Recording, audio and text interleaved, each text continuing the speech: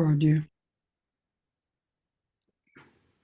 Um, Grand Rising to everyone, and I welcome you to Sunday, August 9th, 2026, to continue our desires to understand and embrace the essence of who we are, as well as uh, our responsibilities to humanity and this earth.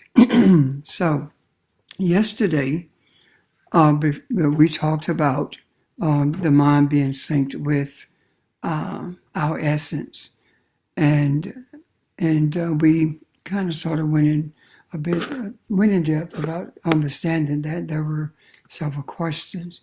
I want to ask if there are any questions now about that or anything else that has been brought to your attention through meditation or your reading. Say, would you mind going over what it means to sync our minds with what you just said? I'm sorry. Yeah. The depth of my concern was somebody going to ask me to go over that again. I'm sorry. No, No, I'm not sorry. I no, apologize. I'm messing with you. Okay. Nah. When we talked about that yesterday, we were talking about how the mind has been influenced and indoctrinated by the environment that we live in and the dominant mindset that's in this earth. And it is incumbent upon us to take the initiative to, first of all, learn who we are or be reminded from our desires to understand who we are. And once that memory is brought back to us, and once we have made every effort to clarify that memory to, and then we are obligated to sync our minds with the essence that we have embraced, meaning that we purge ourselves of as much of the indoctrination that we have received as we can for the express purpose of helping humanity to understand that life doesn't have to be this way, but also to help others who look like us to realize who they are so that all of us are one in bringing balance and harmony to humanity and the earth and freeing the earth from the enslavement that it has experienced for quite a few years, for at least the last 2 to 3,000 years ago. So that's a gist of what we talked about. Even though there were many questions and many expressions of clarity. If anyone would like to add to that, I appreciate it if you would. If there are things that you remember about it you that you remember from yesterday, rather, I would appreciate you doing that because with me sometimes it's difficult for me to touch all the bases in something that we've talked about the day before. Does that help you, Vermeil? Greatly. Thank you. Thank you. Anyone else? Okay. There were yesterday, one of the things we talked about, um, one of the things that we talked about was is there a difference between the spirit and the soul? And we did not get into that yesterday. However, I am convinced that regardless of what we think we're going to discuss, what we do end up discussing is what the Creator intends for us to put in the macro and to open us up more to understanding who we are and to bring even more light to our pineal gland. So this morning, when I was engaged in meditation, one of the things I was shown uh, is this: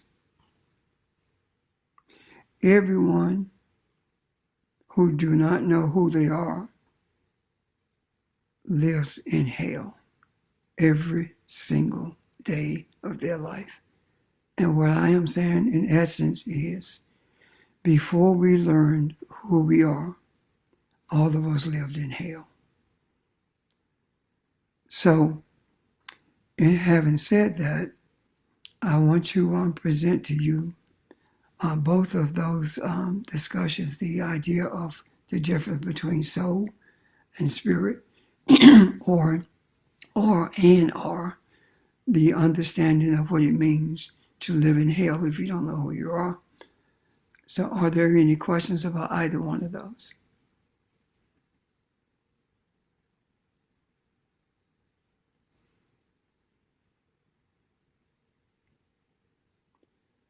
So, since there are no questions about either one of those, then I guess, Ron, I guess we just say have a good day. Funny, funny, funny. I'm gonna ask the first question then. You said you were going to explain the difference between soul and spirit. What Okay, is the difference? let me back you up a little bit, okay? Okay. Now, if I said that I'm going to discuss that, then that was, I misspoke because it was the discussion uh, when that was brought to my attention, even though I, um, I read what it was talking about, I still did not really grasp it. However, I my desire was for it to be discussed amongst us, and in particular, um, having the teachers be active in understanding what this is talking about, or if there is a difference at all. And if there is a difference, what bearing does it have on the journey that we're traveling, or the journey that we're on, or what bearing does it have in bringing harmony to the earth? So um, I received, as did all of us, all the teachers rather, this um, video from Ron, and I want, if he would, to introduce it verbally or any way he chooses to. Yeah, I saw this and I thought it was very interesting. It says soul versus spirit. What's the difference? And it has two columns there. It says your soul, excuse me, your spirit equals your higher self, is the divine spark, the breath of the Most High, the eternal, pure, untouched by trauma or karma, always connected to source. And the soul, it says, the traveler, it carries your emotions, your wounds, your lessons, your memories. Soul is what makes you you across timelines. Uh, and then it has a little part here. It says, when we leave the earth, the body goes back to the ground, the spirit back to the source, and the soul continues its journey. It rejoins spirit, serves as ancestors and reincarnations. Uh, and the bottom part is not sure what that's saying. Your soul is here to connect back to your spirit when you align your steps with, and I can't really see the bottom part too well because I got some writing down there. But I think the part about it that jumped out at me is me thinking that your soul is yours and it's you, but really none of it belongs to you because is it saying that you really don't belong to you. Uh, that the only part of you that you really have any type of say so or any type of influence, well, not influence it in the right word either, but the body is the only thing that you have control of, and control is not a good word either. I hope y'all know what I'm saying, but I don't see them as the same thing, but I don't see them as what belongs to you either. I see them as aids and to take you on journeys and to fulfill spiritual needs that the earth has, but you are not the owner of them. And I feel like I'm rambling, but uh I hope that some of that made sense anyway.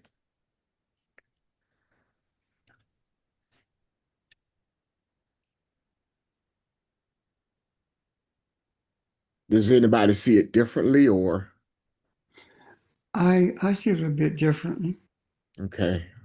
in that it's not about who it belongs to as much as it is who we are. The body is not who we are, Uh-huh. but spirit and soul are who we are. Because without spirit and soul, we have no life and no personality. And Right. that life and personality is the essence of who we are. And what we've done, we have allowed the spirit to be defined for us, and we have allowed soul not only to be defined for us, but to be manipulated as well. Now, um, what I also see there is uh, the body, of course, goes back to the ground. And it says that the spirit goes to the source and the soul continues its journey. It rejoins the spirit and serves the ancestors. So I don't see a, a, a, a separateness in spirit and soul, even though I see them in two different ways. I see the soul as being the source of our emotions, and I see the spirit being the source of life for this earth, for everything in this earth, rather, because as we breathe, so does our vegetation. The things that are needed to supply this body for its existence lives by the carbon dioxide that we expel when we breathe. So that's the reason I see that spirit as being the source of life for everything in the earth, and the soul definitely being the essence of our emotions, be they emotions about trauma or emotions about joy. Um, and and one of the reasons that when we experience pain or hurt or embarrassment, we can feel it in our solar plex, and then we feel it in the place where the one of the chakras are, and we have opportunity at that moment to allow it to live there unenergized, creating havoc in our emotions, or we can breathe or meditate and allow the energy from it to flow upward, and become one with who we are, our essence that's in the crown. Can it be? So, so the soul is an interface in a sense. It's an interface that allows the spirit to uh, engage, quote unquote, in this realm, the physical realm. I can see that. Yes. I can see that too. So, and so But they're still one. They're still the same.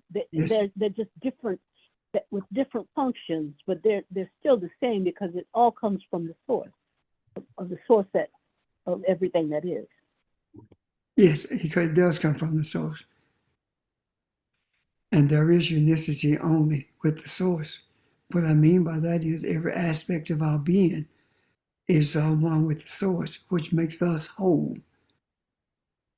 So to say that we are control our own, and I know those are bad choices of words. I just can't think of another to replace them. Would mean that we are in some way separate from the source, and no, we're not. Can you see that? I guess so. I agree. And as you guys talk, I'm seeing it more sides of this. Uh, the soul that says continuous journey. Uh, and as I stated earlier, I don't think either one of them really belongs to us. And Or so, hold 1 second, please. Would you expand on that not belonging to us? uh, like for example, the it makes when you look at creation and death, it almost sounds like the soul is the part of you that gets punished. And I don't quite see it that way. Uh, that if you live a certain way, you end up in damnation or you end up in the abyss or whatever. Uh, I think that means something different, and I think the punishment is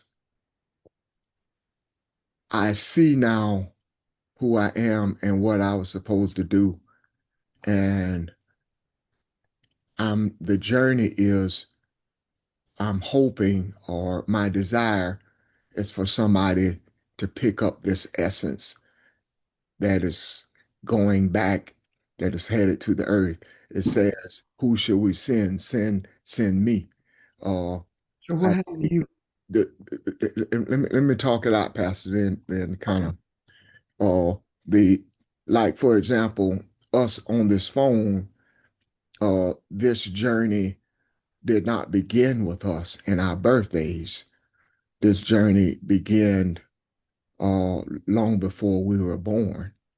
So we picked that up, and I don't like pick up, but we we were attracted to that, and it was attracted to us as part of the journey, and that has taken us so far this far, and that part of it continues. So that's what I mean by I don't think it's yours. I think is something that goes on, and when you recognize that that something wasn't fulfilled, that's the hell.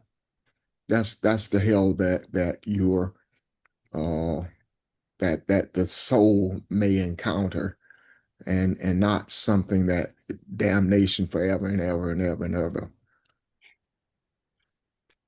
I see that the soul becoming aware, or when we exit the bodies, the essence of who we are, if we have not engaged or fulfilled the course of the journey that we embarked on, we I see that we become aware of that, and we have a choice to reincarnate or not.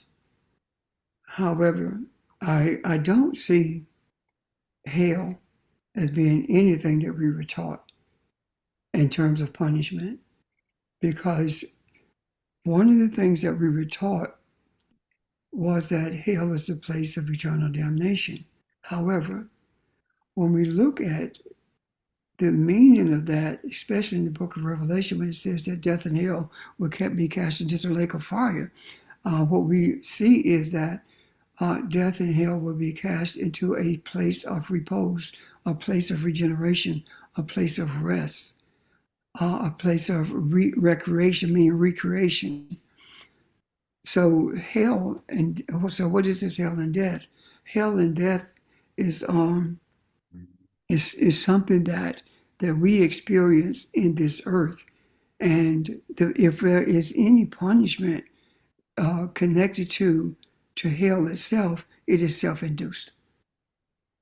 And what I mean by self-induced is by having opportunity to see and embrace the essence of our being Yet at the same time, we choose not to. Why? Because we live external of our bodies, meaning that we don't live from the inside out. We don't live at all. What happens is our mind becomes the controller of the robotic movements of our being in this earth, because our living is in accordance with the principles that are handed down to us by men, as opposed to the principles that we are born with. And when we started this journey of searching to understand our essence and to understand God, this journey led us to a place of seeing that once we just take off the robe of the European mindset, our eye opens and we are able to see more clearly who we actually are as we proceed on this journey. So at that point, things change. And what I mean by that is some of the experiences that we've had. I know I have. I'm certain that some of you, by my conversations with you, prior to this embarking on this journey and being shown what we have been shown, the circumstances that we dealt with were not, we didn't face them from the inside out. We faced them based upon the principles that were fed to us from birth until we embarked on this journey. And because of those external circumstances, the determination of our feelings, our emotions, whether we were going to be up today or down today, was controlled by, was manipulated by external factors.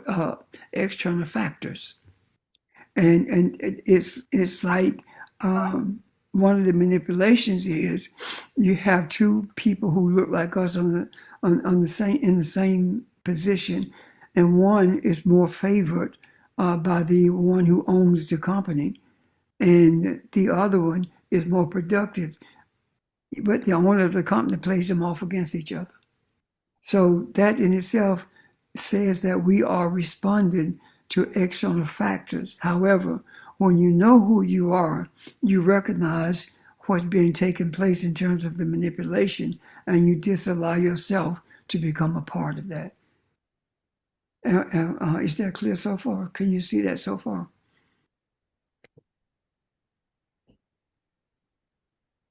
Yeah. Yes. Anyone else before I continue? Audrey, you are muted. I just have a question. Um, so is the mind part of the soul? The, the Or mind is part of the soul. And is when we talk about parts, I don't see it any different than we talk about space and time.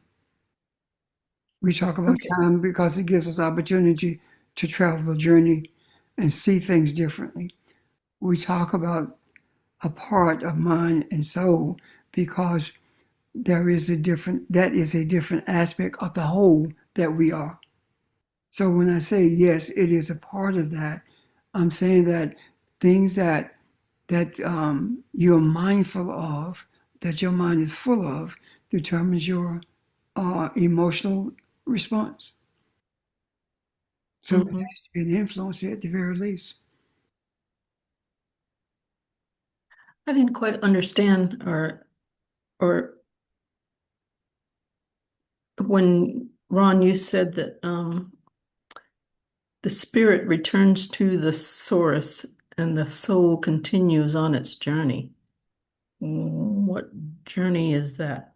I mean, Well, I was going by this video that I saw, and I that's what made me say that the journey is all of us have captured something that is looking for the Mayotte principles for to make it plain. So that didn't just come to us. That's something that we were attracted to and that was attracted to us. It did not happen the day we were born, a happenstance in the earth. I think this is something, it is part of the ancestors, it is part of those who have lived before us, and I think that's what the journey is.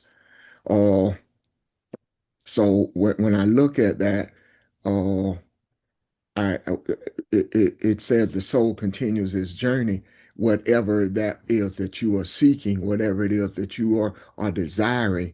I think it finds a way to remain in the earth, to continue that path. And that's what made me think when I said the damnation, whether you're talking about the uh, the being weighed by the feather or the definition of heaven and hell. uh, I say that's not what we think it was, and Pastor explained that because I think it means something more. I think it has more to do with our destiny and the journey that we're on, how we view that as being heaven or hell. I don't know if I helped a lot, Audrey, because I'm kind of talking myself through this too. So, so the spirit is the very essence of the creator that is part of us, and then soul and mind are all our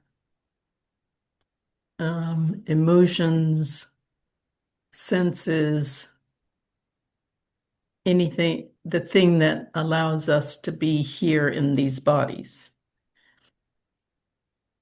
Is that what it is? Say that again, Audrey. Well, I'm thinking the spirit is the very essence of the creator that is a part of us. And then the soul is the mind and the emotions and the senses that allow us to be in this space-time in these bodies. So the soul deal with our consciousness, our state of awareness. Is that what you're saying? Yeah, I think so, yeah. So in that regard then, soul is our consciousness. Spirit is the sustenance or the source that gives life to everything in the earth, either through carbon dioxide or oxygen, right? Yeah, the essence of life, yeah. Okay, so if the spirit is that force of the life force and the soul is the consciousness, then who are we?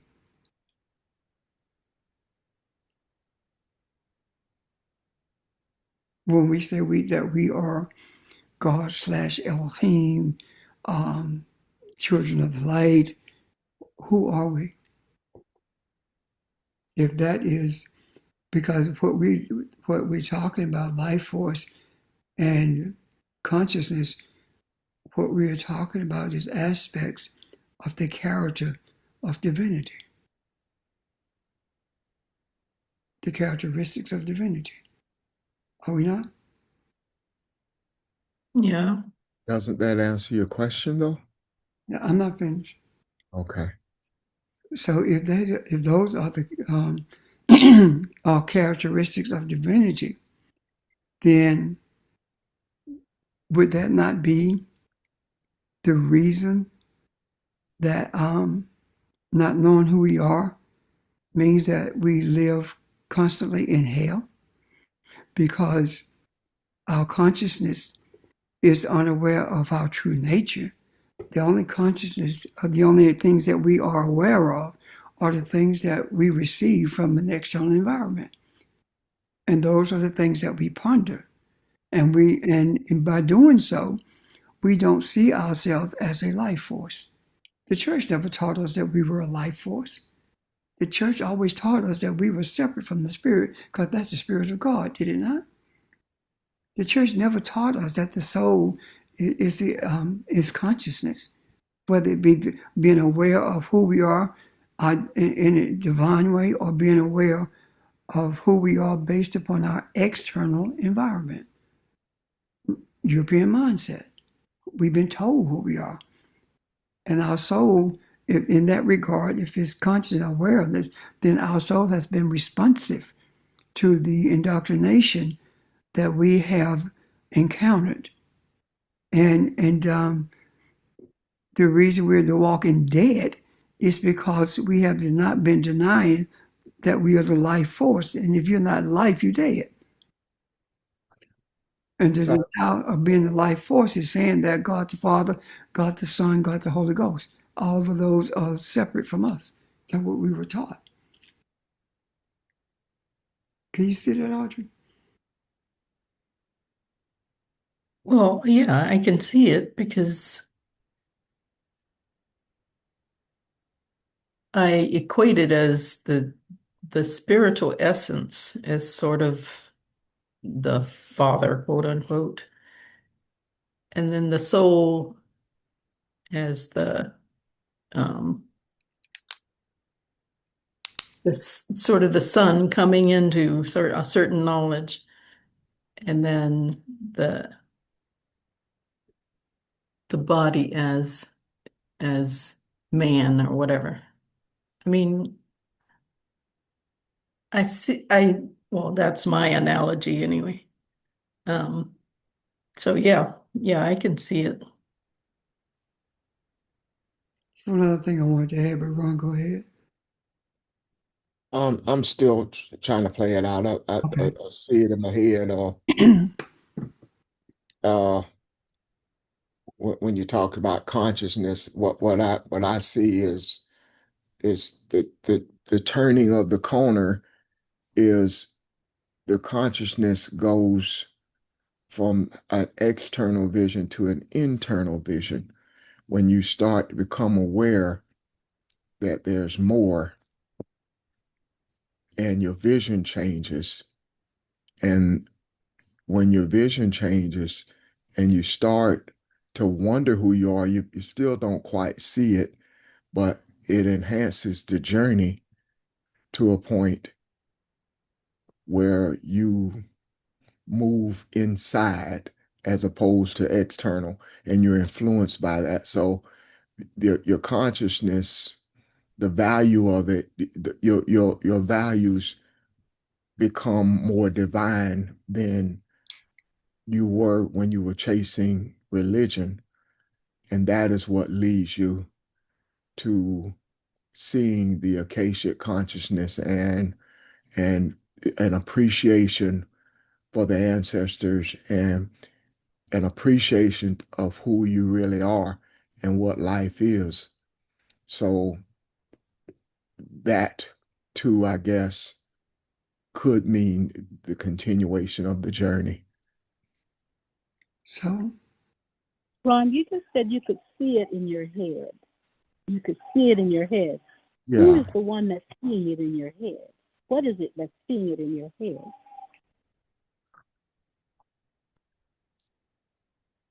I like that. Go ahead, continue, Is it please. is it not the source? Is it not the source of which you are part of? Becoming Yes, aware of, okay, it's like blinders being lifted once that internal sight uh, uh, sharpens, and we can see not only the external, but most importantly, internally who we are. So the observer of it all is still the source, yes, you. So the observer is usually using the consciousness or the consciousness interfaces with quote unquote the physical, so that the observer, who is still the source of everything that exists, can experience that flame uh, uh, in a sense, if that resonates. So the observer is never really apart from who we are, who we are. Uh, it is the interface that we are, that consciousness that we are, that has to understand and know that Mm-hmm. we are the observer. I like that. May I add something to that, Barbara Jean? Of course. Thank you. You guys do this. Do not verbalize it. I saw this someplace. In your head, say that I am divine. Just say it in your mind. Don't verbalize it. Okay. So, based on what Barbara Jean was saying, right? Did you hear that internally? I am divine. Huh? But Yes. what voice spoke that? What ear heard that? But you heard it and you said it. So who is that that's doing the hearing and the speaking? It's the observer. It's the essence of who we are. And the essence of who we are is spirit/soul. And it's like saying that my breath is separate from my words. Can you separate your breath from your words? Or verbally, can you separate your breath from your words? No. Let me ask this, because I said it was said in my head, but I also felt it. So who felt My soul?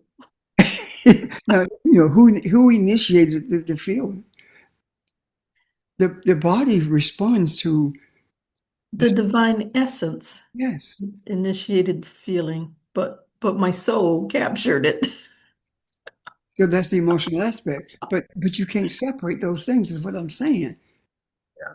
You can't separate that, because when you separate the seed from the watermelon, you can't grow any more watermelon. So if you can separate the soul from the spirit, then you don't have a soul. I can take your soul. And we have been convinced that you can sell your soul to the devil. You sell your soul to the devil when you sign that contract with Google. That's when you sell your soul to the devil. You sell your soul to the devil if there is, well, the devil, the demonic forces, when you say, I'm giving my heart to Jesus. An entity that's non-existent, and we don't even understand the consciousness that would make it a Jesus. So we sold that to the devil. Guess what? We have been convinced that our divine nature does not exist. We have been convinced that the only divine nature is up yonder. Mm-hmm. So if I'm standing on the earth and it's up yonder, right? What about the people who are on the bottom of the earth? They standing up too. Are they pointing down or up? Mm. Makes no sense. So this whole concept, let me take it a step further. Why is it that we had to assimilate with white people because it wasn't integration? Why did we have to do that? And Hispanics didn't. When they integrated our schools, schools in Hispanic neighborhood weren't forced to integrate with us. Neither were the Jews. Neither were the Catholics. So why were we forced to assimilate? We were forced to assimilate because there is a acute awareness as to who we are. Our divine nature is recognized, embraced, but not understood by those who have captured us. Mind, soul, and body. And what I mean is our mind, our soul, and our body are enslaved to Christianity, to capitalism, to white supremacy, all those things. But guess what? The light isn't. That's what's kept us alive. our essence. It is known that if we leave this earth, we meaning people of a Babylonian descent, if we leave this earth, there is no life in the earth. That's understood. If it were not, then why is it that there's such a rush to capture or to synthesize melanin? Why is it such a rush to use the collider to create light bodies for them? Why? Why are they trying to merge the macro and the micro, the science and the spirit, to create those light bodies for themselves? They are making an attempt to manufacture spirituality. Why? Because through assimilation, they learn more about us. And they learn what they needed to do in terms of technology to mimic who we are. It is an attempt to make their own gods while we are on the mountaintop. Moses is on the top of the mountain, and Aaron is making gods, or allowing the people, helping the people make gods. So what am I saying? Here we are in a place of elevation, and while we are in this state of elevation, there are those who are making a god to worship, and that attempt to make these gods for us to worship is what's taking place in that collider. And in our minds, we as a people in the earth, I should say, have bought into that to a greater degree. However, if it were not for the presence of those who recognize that they are the divine nature, they don't have a divine nature, that they are the divine nature, that interferes with not only the collider, but is also interfering with AI. And that is the reason they can't stabilize it. We are interfering with that. Know ye not that you are the sons and daughters of God, of Ein Sof? She brought all of us into this earth. And when we become acutely aware of that and embrace the feminine essence of our Creator, it is then that we are able to give birth to truth in the earth that actually begins to shut down the voices of destruction, like the voices of cannibalism. Who in the world think it's okay to eat a person? You got to be totally no, you're not an animal, because animals don't eat their own. I don't know what you are to think that cannibalism is okay. And think about this also. Everything that we have been projected to be, that's what they are.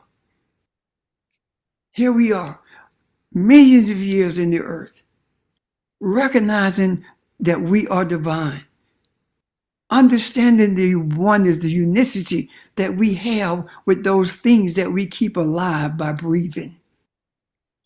Hear me, by breathing. And he breathed the breath of life into his nostrils or into his face. Is that not what it said? Into its countenance. We have breathed, we brought life through this earth and we sustain it by breathing.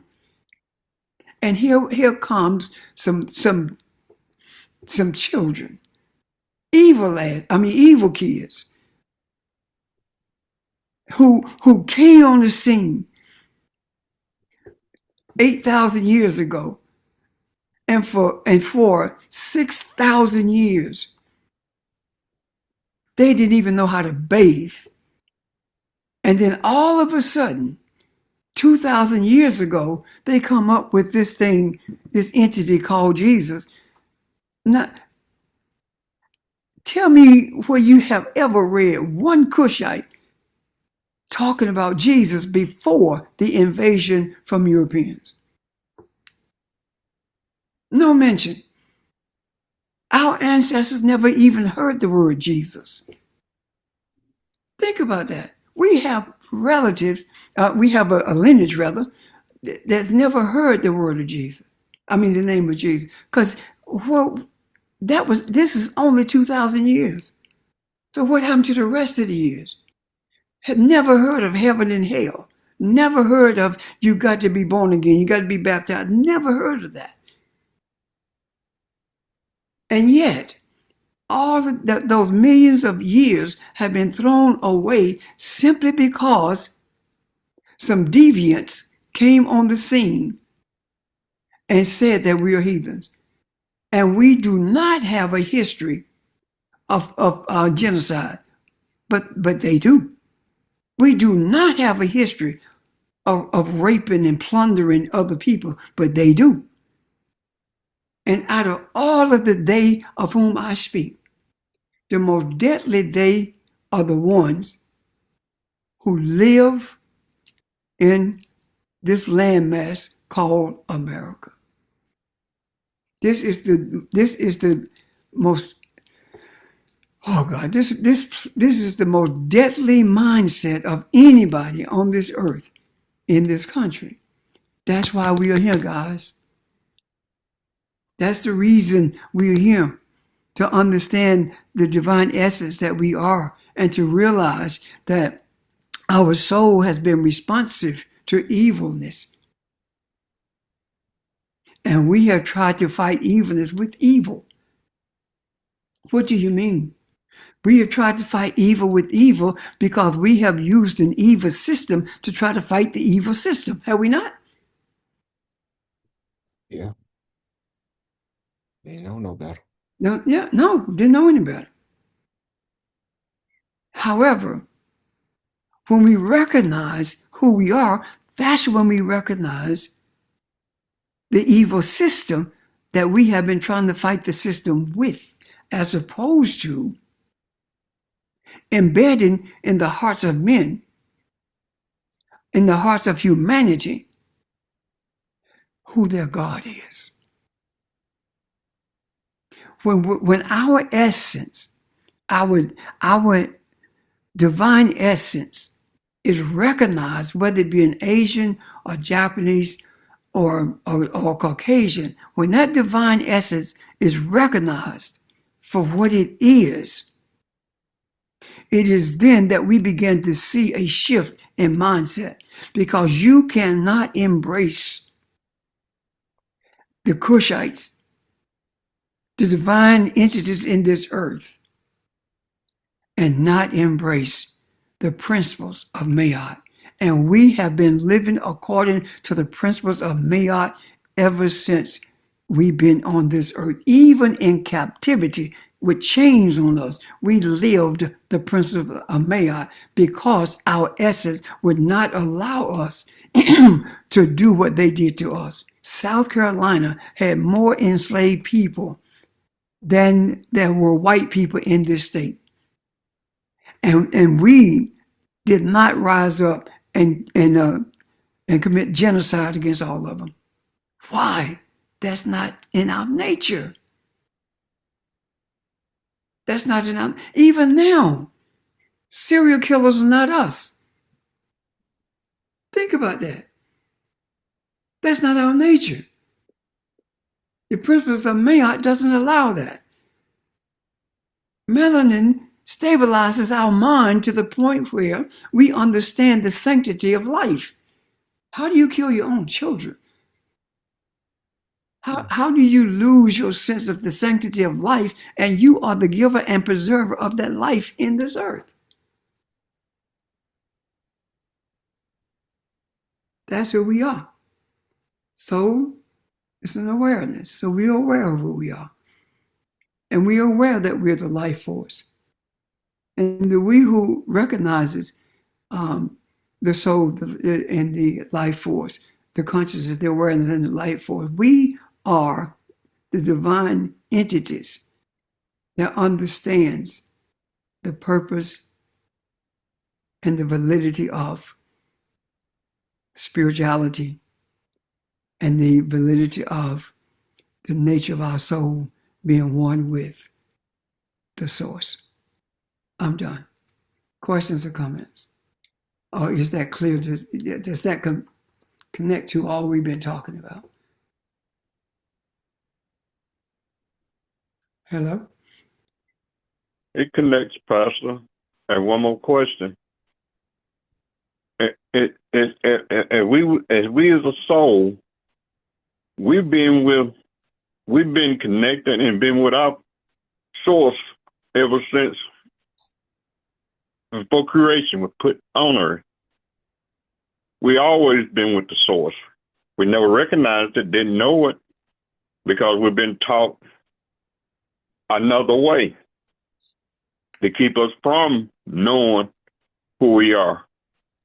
Thank you. Because if you look at it, if we were soul, we've been with the source. You said we were taught another way, right? Right? So, not to you only, Charles, but what way were we taught? We were taught what? Come on, any of you. Neanderthal mindset. It's even more subtle than that. Wrong. It's a subliminal teaching. Go ahead, Audrey. Well, we were taught to hate ourselves. Yeah. Yeah. It's even more sublime than that.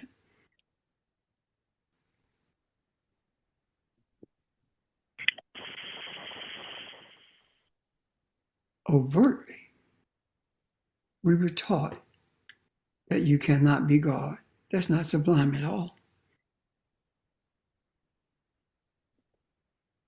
The subliminal nature of it is they never said it, but they taught it.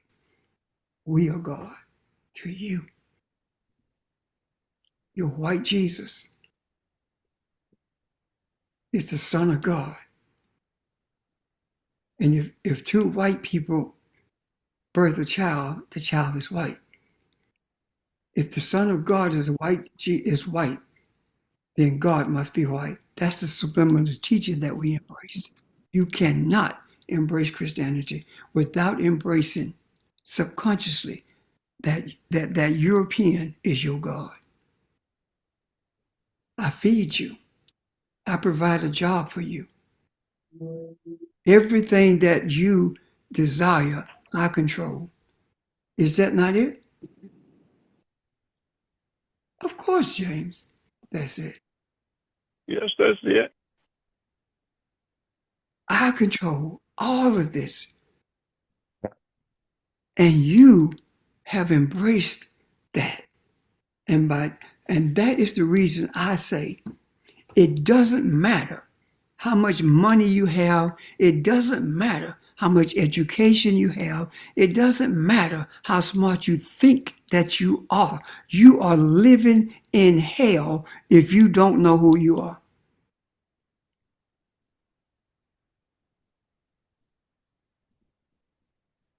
And that is the reason. Very rarely will you ever hear a white person say that I'm struggling. But it is as much of a part of our vernacular as breathing. Am I right about it? That's my little pulpit stuff. You're right. That resonates deeply, deeply. Thank you, guys. Yeah. We have been given an opportunity to get an even clearer understanding, a clearer view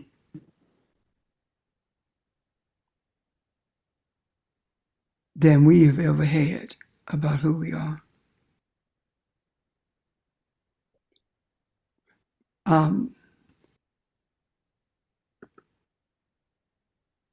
The alternative thought to having a God who provides everything Regina raises that question. So, what is the alternative thought to having a God who provides everything? The alternative thought is knowing that you're God. Let me give you an example. I'm not aware if this applies to every one of us, but I do know this. It is applicable to a great deal of us, and that is when we embrace the essence of who we are. And one of the ways we put it is when we are in a state of conflict or confusion, we sit with it and bring order to it simply by sitting with it. So when we are in that state of conflict about who we are, it is then that we begin to realize that we are God. Now, when we embrace the reality of our divinity, it doesn't mean that those conflicting things or those circumstances are not approaching us. We just don't let them captivate us because we think differently. We don't have to sit down and say, I'm God, so this is not happening. Sometimes you may have to, but most of the time, when you move through things, if you think back on the last few weeks of your life, if not year of your life, your responses to ordeals that would have knocked you to your knees is different now. Is it not? And that is not a rhetorical question. Oh, yeah. Is it different? Yes. Yeah. And the reason it is different is because you have embraced the divinity that you are, your divine essence. You know what that is, even though you may not be able to explain it. The experience is different. So that is what makes the alternative to God providing everything to you being the God who provides everything. Can you see that, Regina?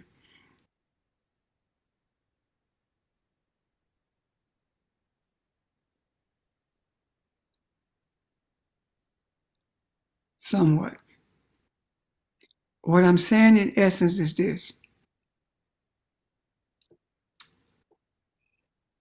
When you recognize your divine nature, you also are recognizing the essence of the source. And because of the source, your divinity exists. And because your divinity exists, you are the life force for everything in this earth and everyone in this earth. And when you are able to embrace that reality, you have periods in your life when things that you thought were going to drown you, when they change, and you don't even realize they have changed until you look at them retrospectively. There are events that you have to face, that you faced in a way that you have never faced them before, that in a way that was different than what you have faced them in the past. Instead of creating scenarios that what may happen when you go into a meeting or when you are called on the carpet, so to speak, rather than creating those scenarios, you go in there with the confidence in knowing that everything is in my favor. And regardless of what comes from the mouth of those who set in policy, it is to your advantage. It always works for you. And the only reason it doesn't work for you is because you have been convinced that things are going to come out a certain way. When I go in there, I'm going to say blah, blah, blah, blah. I know when I go in there, this is not going to do any good. So I go in there. Why even have the discussion if you've already determined that it's not going to help? Makes no sense. So when I say that, when we realize that we are gods, we begin to see that we are the providers for everything that life needs in this earth, as opposed to thinking that those who have enslaved us, those who have dominated the world, are our gods because they provide everything. They actually do not provide anything. unless you are seeing, not Regina, but we as a people are seeing everything as being material. If everything to us is material, then we are not aware of the divine nature of our being. Can you see that?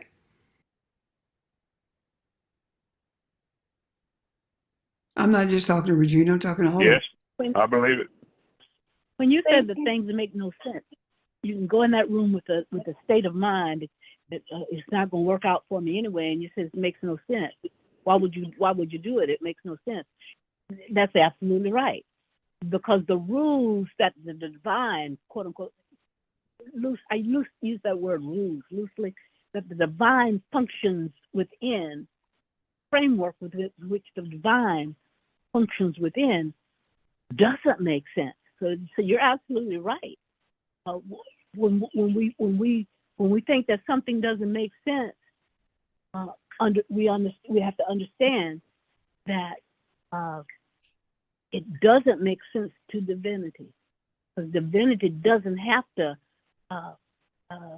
function with the framework of logical minds that that people unaware of who they are. That's what they use primarily, their own logic, the things that they've created in their own minds. So divine ones function within the divinity, the framework of divinity, and draw from the essence of who they are, not making sense. It doesn't make sense. You're absolutely right. Thank you. If the material world is what brings us comfort, then we have not experienced what comfort really is. You can have the best mattress in the world. You can have the best food in the world. You can drive the best car in the world and still not be comfortable. That's not what makes us comfortable. When we think that those things make us comfortable, it's because when we walk out of our house, we become what other people's expectations are. And that is, we have to accumulate all of these things in order to prove to those around us that we are successful. When you go back inside of that house, the ugliness of your life confronts you. And when that ugliness of your life confronts you, and I'm not talking about necessarily being beaten or violent, I'm not talking about that. I'm talking about the essence of your life that will not let you sleep at night because you worry about paying something. The essence of your life because that car broke down. The essence of your life because you don't really have any true friends. The essence of your life because you are always a people pleaser. That's hell. That's total hell. If Elon Musk was comfortable, he would not have to take ketamine. When we walk into a room, how many of you have walked into a room and changed the energy?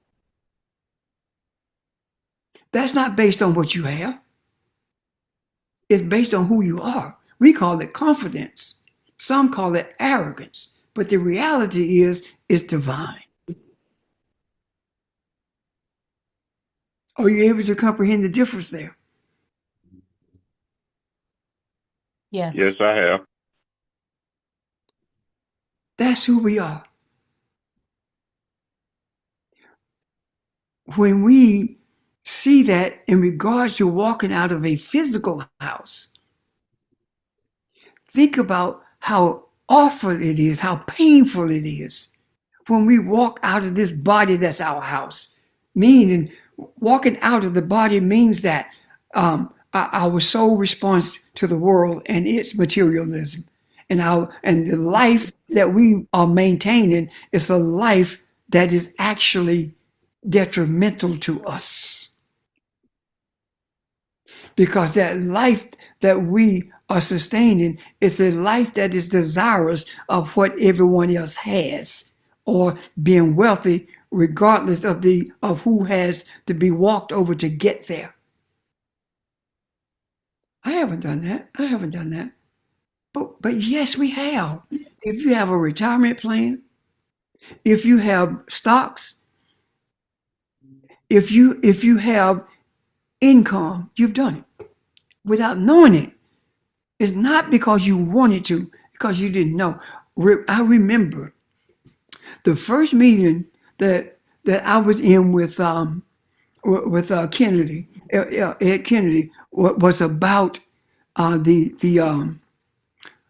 minerals in Rhodesia, and our push was to get this country to stop purchasing. I think it was chrome from Rhodesia. I remember us sitting there and we talking about that. And I remember Kennedy was trying to make it soft. The resolution, he was trying to soften it. And some words were said to him that shocked him because he's a senator and we're sitting there as students. And that the words that were said to him, I won't repeat them here, but you can imagine what was said to him, and it changed. It was the repeal of the Chrome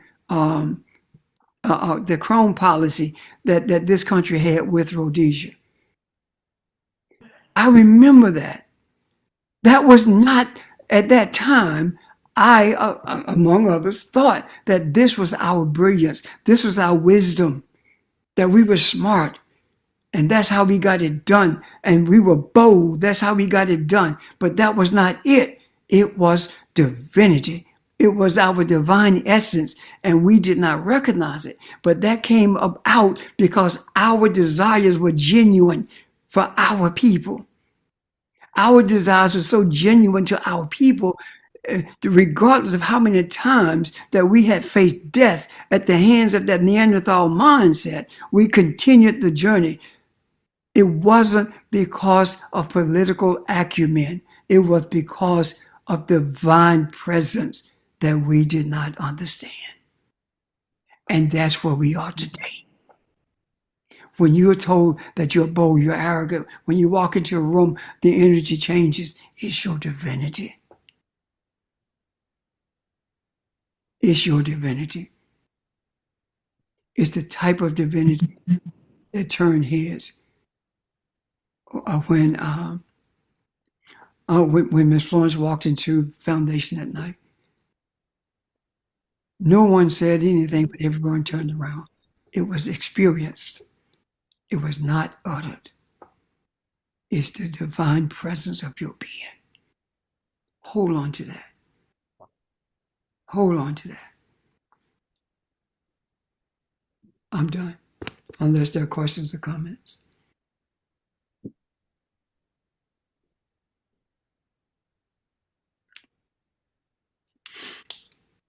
Ron, Yes, sir. questions or comments? Thank you. You're welcome. Thank you, Thank, guys. thank you, everyone. I guess we'll pause it for right now and pick up tomorrow evening, okay? Thank you guys for your presence. All right. Energy. Before we leave, I have Thank a you. quick question. Uh-huh.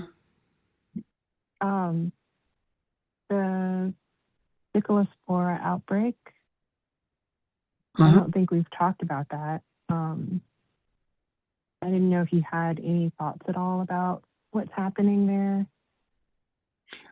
I do. What's happening there is the universe showing us how deadly our food is, and also showing us that no one cares. The guy who owns the farm where it originated is a friend of Trump's, and he went to them and asked them not to push the recall until he put some things in order, and they waited. And then they did the recall. And it was too late. It was too much out there. So what does that mean? I stood in a session and said, there was during the period when George Bush became president. My statement was, the day is going to come when we are not going to have insurance or medicine that's going to do anything to help us. We are going to have to depend on God for healing. That was the state of my understanding at that time. At this moment, I repeat that, but with a different ending. The day is here where we must realize that we are the gods who brings healing to the earth. That's the only way we're going to survive, because of the poison that's in the foods and the seeds that are missing from the fruits and vegetables. We are the gods who are charged with bringing healing and sustenance to humanity. And whatever has to take place, whether it is the removal of them who carry that mindset from the earth, or whether it is simply the purifying of everything in this earth, either one is okay with me. Either one. We are no different than when Moses, the book says that Moses was in the wilderness and the water had been poisoned, and he was told to take a staff and put it in the water, and the water was made sweet again. What is that talking about? That's talking about, here we are drawing things out of people. And there are things that's increasing in our awareness of the poisons that is designed to kill us, whether it be the poisons in food or the poisons in mindset. They are designed to kill us. And it's up to us to realize that we are the ones who makes life sweet again, who takes the poison out of life by drawing the poison out of the food, by drawing the poison out of the mindset. We are the ones, when we talk about putting things in the macro, we draw the poison from the micro minds, from the micro beliefs of people. And yes, we see people who are still holding on to the same deadly poison that has destroyed many of us. We've seen that. We still see it. I have the hope. I have the knowledge. I have the knowing that carries us to a place of deliverance from all of these poisons, and especially the poisoning of our food and the poisoning of the mind, where our kids are acting out in a violent way towards each other, just as Europeans act out violence towards the world. All of this is our responsibility to bring healing to. That's what I see in it, Janice. Thank you. Anyone It's else? something that's been on my mind for a while. Thank you, baby. Anyone else? Tomorrow, for a brief moment, I would like for us to speak to what's going to take place on Wednesday in terms of the cosmos. Okay? Now, don't get me wrong. If there are questions, we good. There's no problem with that at all. Go ahead. Someone's about to speak. Pastor, I have a question. I was reading an article, and it was talking about Black women that has gone missing, and it was saying between 2025 and as of today, over 13,000 Black women have gone missing, and nobody has said anything about it. Nobody's done anything. So what are we supposed to do to protect our Black women? Because they're saying that all black women now are under attack. And so I was just wondering what needs to be done. All black women are under attack. All black women have been under attack ever since we came in contact with Europeans. The universe is showing us, is making it open to us, public to us about this. Why? We have been talking about the birthing of everything by femininity. The feminine aspect is what we are talking about is energy. And this energy of femininity is represented in physical form or invisible form for our eyes through black women. And when you take the womb, when you attempt to destroy the womb, then your desires are to destroy the life of that people.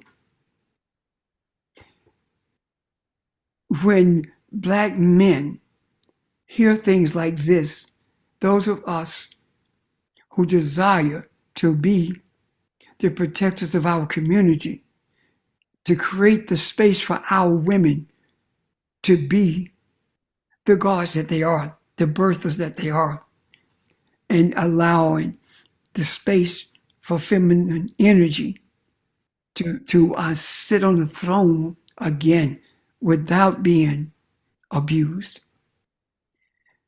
We are at a space now where we are able to speak to this differently than we would have in the past.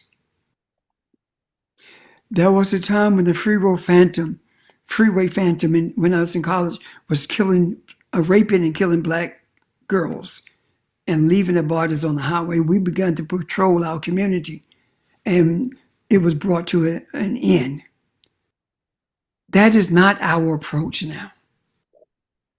Our approach now is a spiritual approach. What do we do about it, Linda asks. The more respect and desire that masculinity has to be the hedge that grants femininity the space to be what it was created to be, the less we will have experiences like this with our women disappearing. Our women who are disappearing, their wombs are being taken out. The melanin is being drained from them, taken from them. Even the placentas that's left after giving birth are taken from them. Some of them are even impregnated in order to get the placenta. They are being eaten. They are being cannibalized. It is up to us, from a spiritual perspective, to be the wall that says no more. Because if we use the tactics of evilness, then we become as evil as they are, even worse than that, because we are gods. We must continue to foster the mindset that recognizes that without femininity, there is no mayat functioning through us. Let me give you an example. The reason athletes don't say, "Hey, mom," anymore is because our women have been denigrated, demonized. And they were denigrated and demonized through when Europeans took control of rap music. When they took control of rap music, if you were not denigrating the female, you did not get any airtime. And if you were not submissive to their illicit desires so that they could record it and use it against you, you did not get any playtime. Your music was not put out there. That is what started the black males' true denigration of our females. And now I, along with the rest of us males of masculinity, says no more. Even if it is at the expense of us having to leave these bodies of ours, no more. We must spiritually build a fence around our women, around our children. This is a spiritual war. The weapons of our warfare are not carnal. The weapons of our warfare are always spiritual. And the spiritual words of truth is the true weapon that can defeat anything. I hope that helps. Ashe. Thank you. Shay. Linda? Thank you. Thank you. Anyone else? Questions or comments?